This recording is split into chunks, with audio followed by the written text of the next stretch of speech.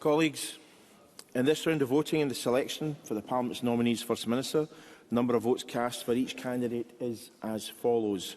Gillian Mackay, 15. Malcolm Offord, 17. Anas Sarwar, 17. John Swinney, 56. 105 votes were cast, and as John Swinney has secured more than half of all the votes cast, I declare that he is now the First Minister of Scotland, and I'd like to congratulate him.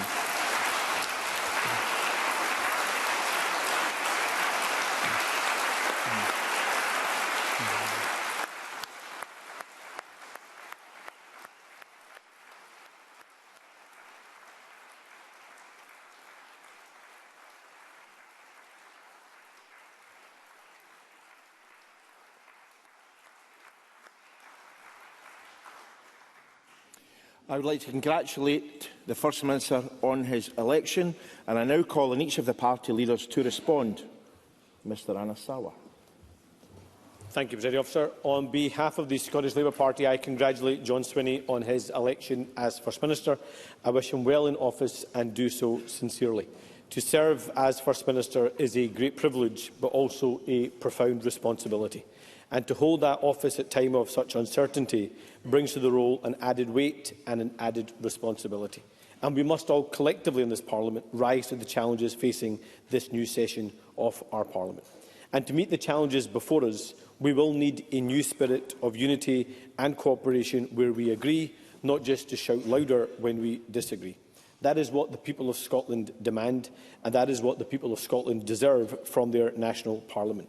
Because the need for action cannot be clearer. Scotland still has an NHS under severe pressure, with patients waiting too long in pain and families struggling to access the care when they need it. Scotland still has family budgets under real strain, with too many people feeling they are paying more and getting less. And Scotland still has young people anxious about their future and communities that feel left behind by a politics that too often seems remote from their lives and the people across this country. Those are the realities facing this Parliament that has now been elected, and those realities demand seriousness from all of us. And my party and I will approach the new session of Parliament with that seriousness. Yes, we will hold the Government to account for the promises it has made. Yes, we will challenge where it falls short. And yes, we will hold its feet to the fire in the name of the people of Scotland. And of course there will be matters on which the First Minister and I profoundly disagree, and we will not be shy about saying so. That will be our responsibility to say that clearly and without hesitation. But there will also be areas where this Parliament has a duty to rise above old habits and take action where we agree to make sure we are getting things done for Scotland. This country does not need 5 more years dominated by grievance, division and fallouts while the pressures in people's lives continue to mount. It needs a Parliament focused on delivery. It needs action to bring down waiting lists. It needs action to make life more affordable, and it needs action to create opportunity for our amazing young people. But it also needs a politics that is prepared to bring the country together rather than drive it apart. It needs politics that will confront the politics of us versus them, and also the culture of fear and blame. That is the standard by which the First Minister will be judged, and it's the standard by which this Parliament should judge itself too. And I promise that we will lead, yes, an effective but also a responsible opposition, because that too is our duty. The purpose of this Parliament is not to perform for itself, but it is to serve the people of this great country. So I again congratulate John Swinney on his election today. I wish him well, and I look forward to working with him where we agree to deliver for Scotland. But more importantly, I say this to him: the real test begins now. Of course, this will be a moment to celebrate victory, but it must be more than just a celebration of victory. Now must be the moment that we focus on delivering for the people of Scotland, and we wish him well on that endeavour.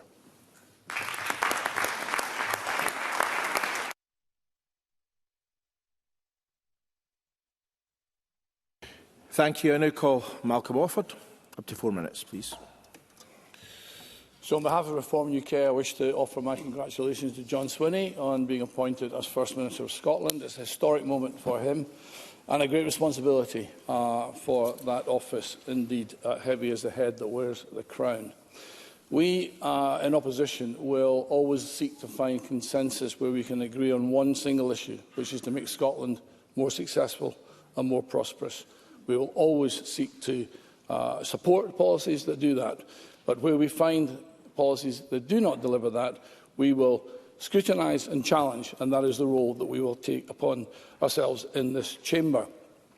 The agenda to make Scotland more successful has to deal with a number of core issues, which of course we debated at length during the election. There is no question that tax is too high and too complicated in Scotland. We know right now, for example, that in the NHS we have care workers managing their workflow to try and avoid being dragged into higher tax bands, and this is unnecessary and needless. So this needs to be looked at, and if the SNP come forward with solutions on that, we will be supported, because we believe we will raise more tax revenue if you reward the people of Scotland and incentivise them to do so. Similarly, our energy prices are too high, and we have policy at the moment driven by ideology. We will oppose that. We will scrutinise carefully the £5 billion in the budget spent in net zero policies. I think we'd all agree that the cost of living is a major component of that is energy prices. So where we can find consensus there, again, we will support. We need to get the balance right between work and welfare. The best form of welfare anyone can have is a good job. We need to help our fellow citizens back into good jobs. We need to create pathways to work where we have 750,000 Scots of working age not in work. We need to help them back to work. And if that number is heading towards 1 million, we cannot allow that to happen. Our young people need support into good jobs. We need to challenge whether we should be sending 50% of young people to university. Maybe we should be thinking more about college training, apprenticeships. We need good jobs that will not be taken away by AI, where young people can make a start in life and we have real serious jobs, whether that be a welder, gas technicians, lab technicians, care workers, etc. So any policies brought forward to support that, we will again support. Immigration needs to be fair and controlled, and we would urge the SNP to restore the local connection rule and give priority need to local people so we have cohesion in our local communities. And in the NHS, we know that 93% of Scots say it needs reform and that we need greater access to GPs and we need to deal with early discharge again. These are areas that we will support where the SNP come forward with that agenda. And in terms of value for money, I think it's interesting to note that all the parties agreed that quangos are out of control, there's too many of them, costing too much. There's also a demographic deficit. And so therefore we will support measures value for money. The idea here is the election campaign that we all conducted in a spirited manner. We actually did find in a number of those debates that we agree on some of these issues. So therefore, let's work together on these issues, but make no mistake, for the role of Reform UK, the 70 newly minted MSPs who have come in here with one thing and one thing only, which is to drive forward an agenda that makes Scotland more successful and more prosperous, and will support any government that delivers that.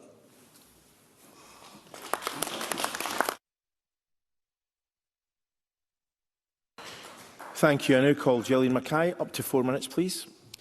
Thanks, Presiding Officer. I want to start by congratulating John Swinney on his election as First Minister on behalf of the Scottish Greens. It is a remarkable achievement to win a fifth term in office for the SNP. And I think it's safe to say this probably wasn't the role that the First Minister anticipated this time last session. And on behalf of my party, I want to acknowledge the sacrifices that both he and his family have made to allow him to serve Scotland. The Scottish Greens will work with his government to deliver on our priorities and deliver for the people of Scotland. The opposition parties that took that constructive approach in the last session of Parliament have grown in number, and it's clear that that is what the public expects us to do. Put simply, our constituents expect us to cooperate where we genuinely share values, even if we don't agree on every detail of policy. That doesn't mean that this government will have an easy time of it from the Greens.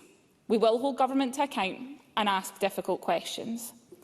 We need to see work quickly on childcare and free bus travel in particular, but other public services need support and reform too. We will push for this government to go further and faster, especially when it comes to tackling child poverty and the climate crisis. In the first 100 days, this government could fix some of the issues with childcare that we raised before dissolution. Ensuring that childcare is truly free at 3 would put hundreds of pounds back in the pockets of families before we move to expand free hours to 2-year-olds on what we would like to see on a universal basis. The 1140-hour entitlement is a national policy, but some families have had to move their children twice due to changes made by local authorities. Working with councils to ensure cross-boundary placements are able to happen would support the choice of families. We need to work together to put the NHS on a sustainable footing, to talk about how we support councils to deliver the services that they want to deliver, and we finally have to scrap and replace the council tax. Ultimately, in the first 100 days of this government, we need to see tangible work to deliver on the cost of living crisis that will make people's lives cheaper for the long term, supporting the climate and making a more welcoming and outward-looking Scotland. The Scottish Greens will not shy away from holding the new government to account, but we look forward to working with the First Minister to deliver for the people of Scotland.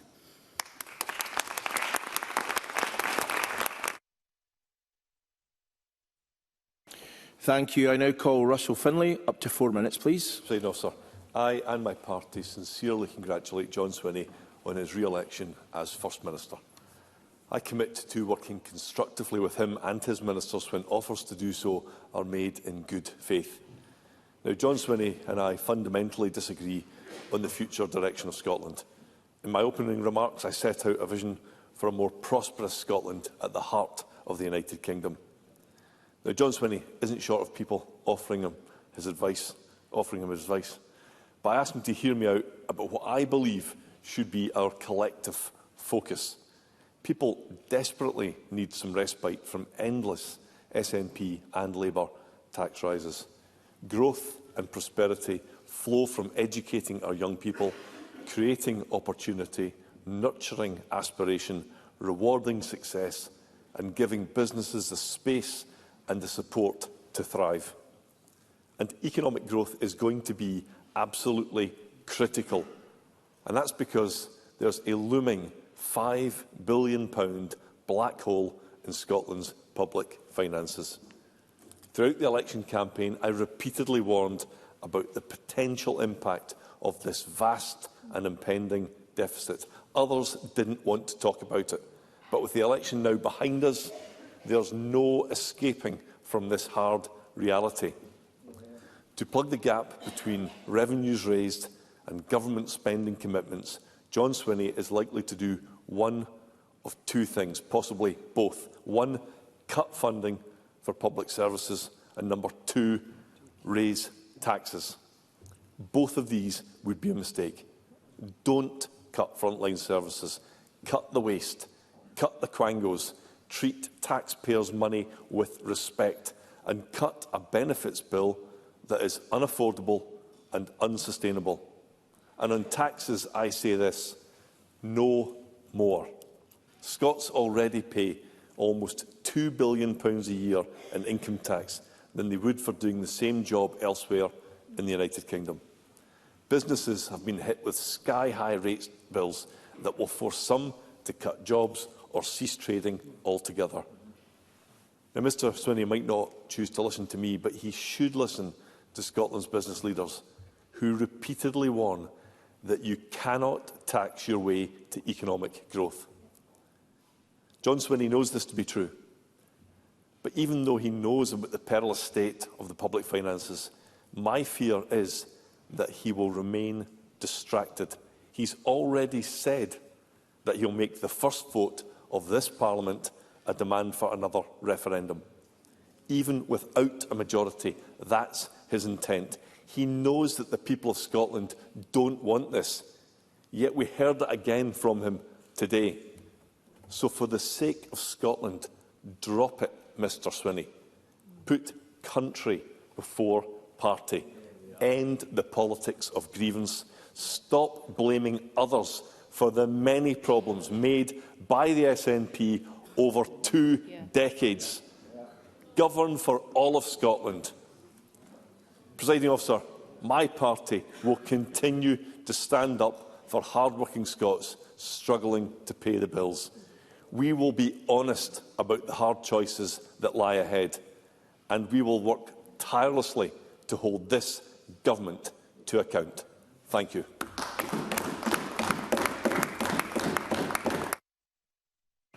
Thank you. I now call Alex Cole-Hamilton.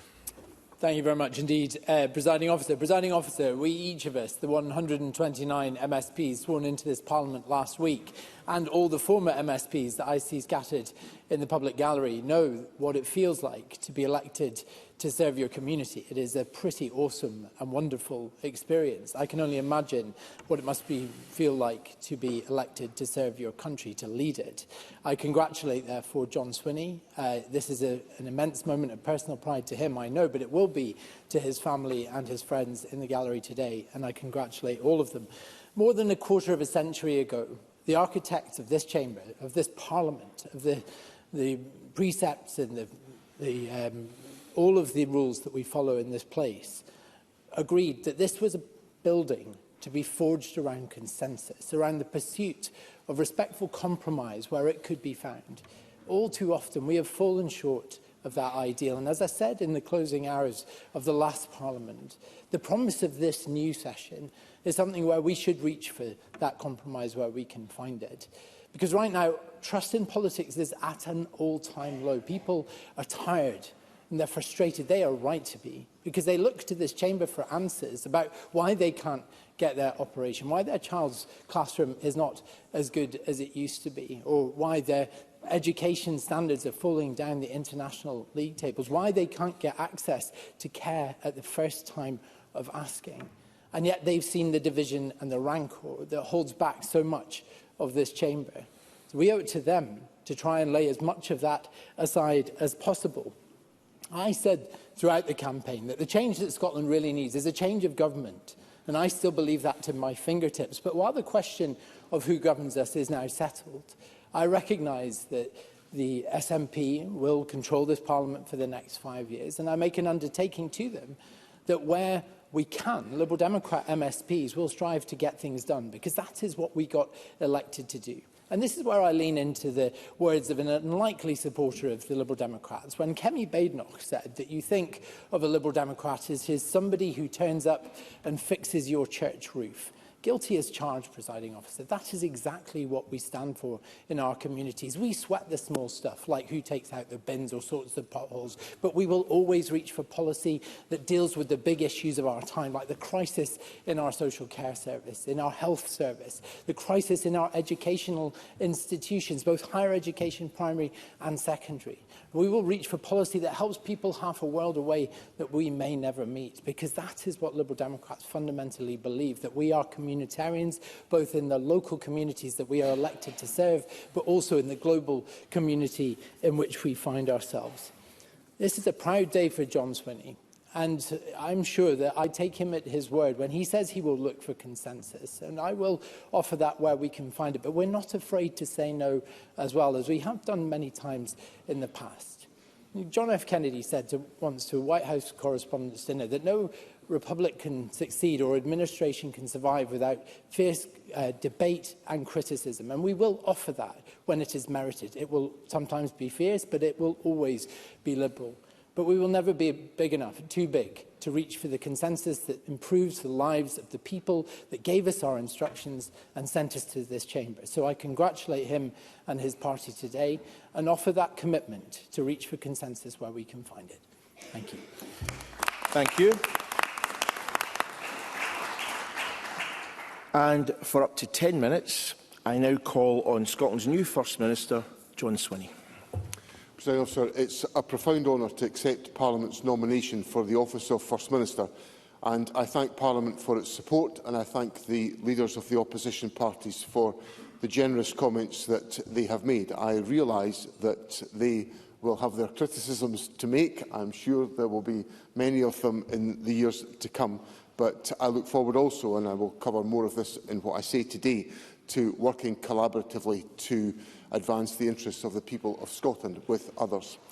I commit myself today to upholding the standards and the ideals of this Parliament, as I have done throughout the 27 years in which I have had the privilege to serve as a member of this Parliament, and I commit myself to lead a government which meets the aspirations of the people that sent us here.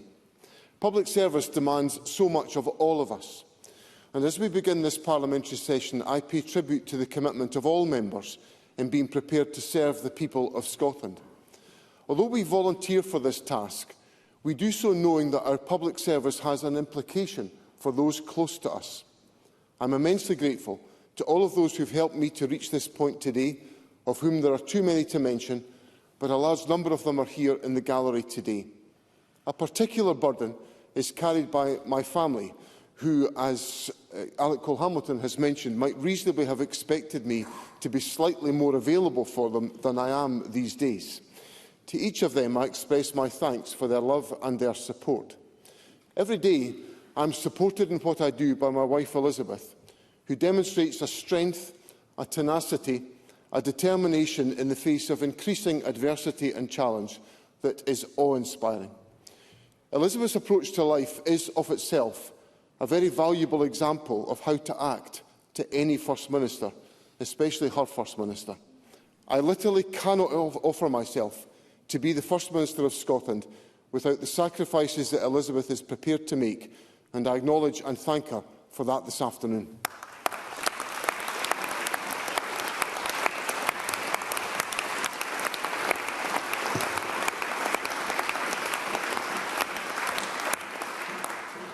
Today, I feel many of the same emotions as when I first became First Minister 2 years ago.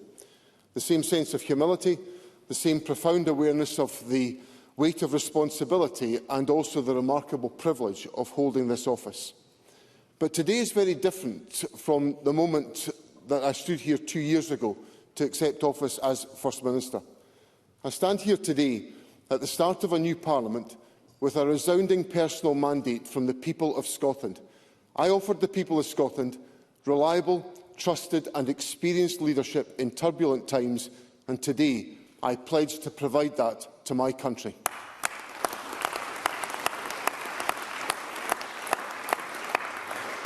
The people have chosen a government that is firmly on their side, a government that listens to them and turns their personal priorities into national ones, and a government that acts decisively on the breadth and scale needed to meet those challenges. That is the kind of government I intend to lead. I have ambitious goals for this parliamentary session: to ease the cost of living crisis by expanding on what is already the best package of support in the United Kingdom, to ensure the NHS is protected and easy to access, always there for people when and where they need it, to ensure cohesion in our communities and to protect our environment, to grow our economy and create opportunity across the country, and to make concrete, tangible differences that people can see and feel in their homes, in their communities, in their day-to-day lives. I look forward to working with members of this chamber to achieve all of these goals. I am aware that we will be working in a much different Parliament than the ones that have preceded it.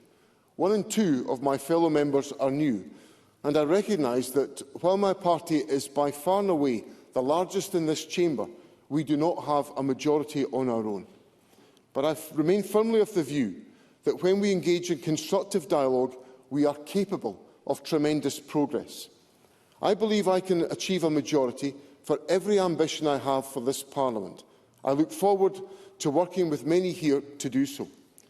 That, of course, includes the question of Scotland's constitutional future, on which I recognise there are profound differences of opinion. But the people have now elected the largest pro-independence majority in the history of devolution. The Scottish people have yet again made their wishes known loud and clear. They want a more secure and a more prosperous independent nation, one where decisions are made not in Westminster but here in Scotland.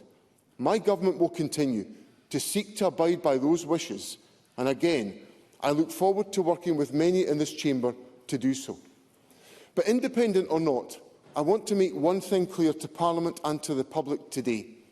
I will work to be a First Minister for all of Scotland, a First Minister that works to bring people together with a strong sense of national purpose.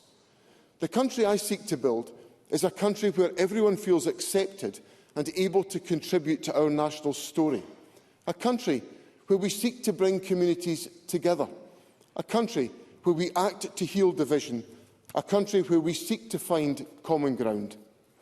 The election result proves that the people of Scotland believe theirs is a country of boundless potential, a country that can be more prosperous, more equal and more confident in her future. A country of fair, well-paid work and of vibrant, multicultural, safe communities. A country that cares for its natural resources and sees the transition to clean energy as both an environmental necessity and an economic opportunity. And a country that puts our collective prosperity back into the communities that work for it. They want Scotland to realise that potential, and they have tasked us with working together to make that case. Presiding Officer, the idea of working together is where I would like to conclude my remarks today. At the dawn of the 7th session of the Scottish Parliament, I am now one of only 4 members from the original class of '99, and of course you also, Presiding Officer, are one of that class. From that vantage point, let me offer this reflection to the many new members. This is a very exciting time in any Parliament. All of us rightly feel the privilege of having been chosen by the people of Scotland to represent them, and we are all full of anticipation for the exciting journey that lies ahead. But it will not be long before we have to return to the people to explain to them what we have done for them.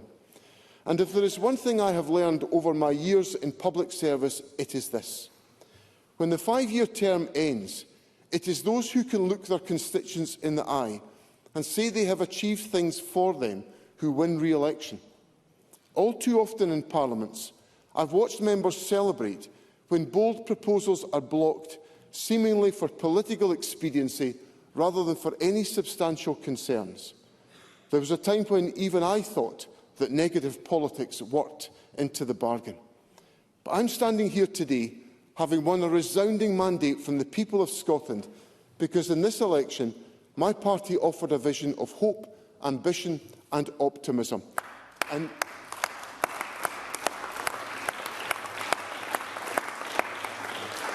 And now, Presiding Officer, I offer to work across party lines to deliver our agenda.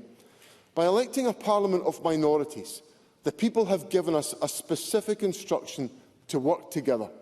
Voters value cooperation among their politicians. They want to see more of it. And in this Parliament, I will work to see more of it too. Presiding Officer, I gratefully accept the opportunity to serve as First Minister. It is the greatest privilege of my life, and I promise to work every day to repay the trust that the people of Scotland have placed in me.